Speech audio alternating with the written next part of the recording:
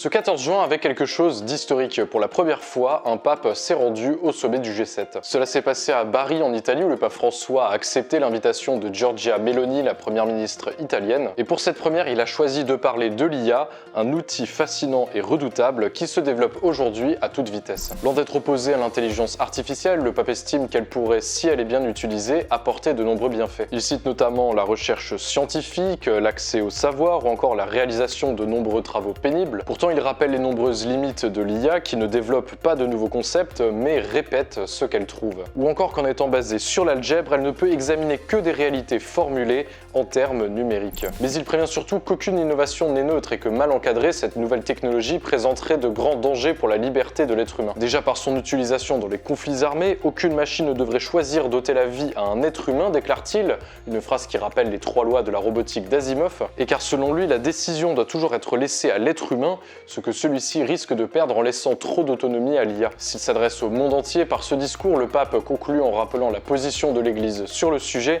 Il appartient à chacun d'en faire bon usage et à la politique de créer les conditions pour que cet usage soit possible et fécond.